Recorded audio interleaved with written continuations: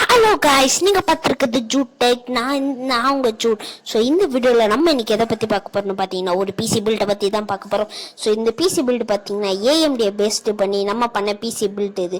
So இது ரொம்ப சூப்பரான பிசி பில்டு. கண்டிப்பாக லைக் பண்ணுங்கள், ஷேர் பண்ணுங்கள்.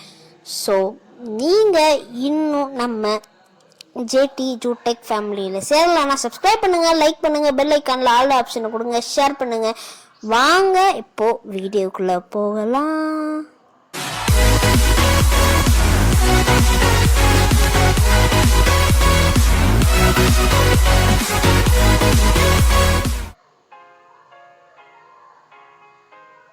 ஸோ வாங்க கைஸ், நம்ம வீடியோ இப்போ ஸ்டார்ட் பண்ணலாம்.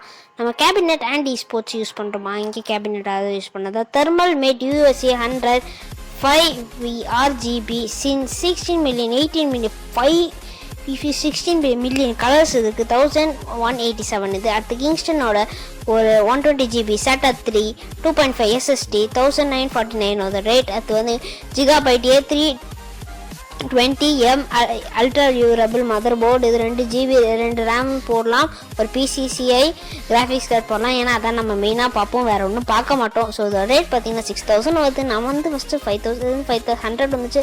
6000 SPG data D30 DDR4 8GB RAM ஒன்று போதும். நம்மளுக்கு என்ன அவ்வளோன்னா கேமிங்காக பண்ண போகிறோம்.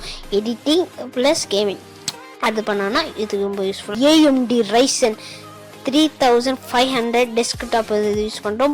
அது வந்து 6 கோர் 6 த்ரெட் இருக்கும். 4.1 GHz வரைக்கும் உங்களுக்கு இந்த ப்ராசஸர் போகும். ஸோ அடுத்து சீகேட்டோட 1 TB இன்டர்னல் ஹார்ட் HDD ஒன்று யூஸ் பண்ணுறோம். அடுத்து RGB ஃபேன்ஸ் வேணும்ல, கொஞ்சம் RGB பில்டு மாதிரி இருக்கா, சிப்ட்ரானிக்ஸ் ஆட்டோ RGB யூஸ் பண்ணுறோம்.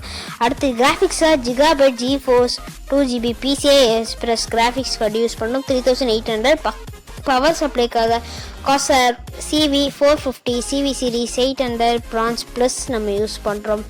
ஸோ காய்ஸ், இந்த பிசிக்காக நம்ம எவ்வளோ காசு ஸ்பெண்ட் பண்ணியிருக்கோன்னா 40,000, கிட்டத்தட்ட 40,000 ஸ்பெண்ட் பண்ணியிருக்கோம்.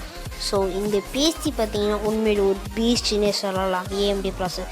ஸோ இந்த வீடியோ கொஞ்சம் மறக்காமல் லைக் பண்ணுங்கள், ஷேர் பண்ணுங்கள். இதோட அடுத்த வீடியோ உங்களை சந்திக்கிறேன். பாய்.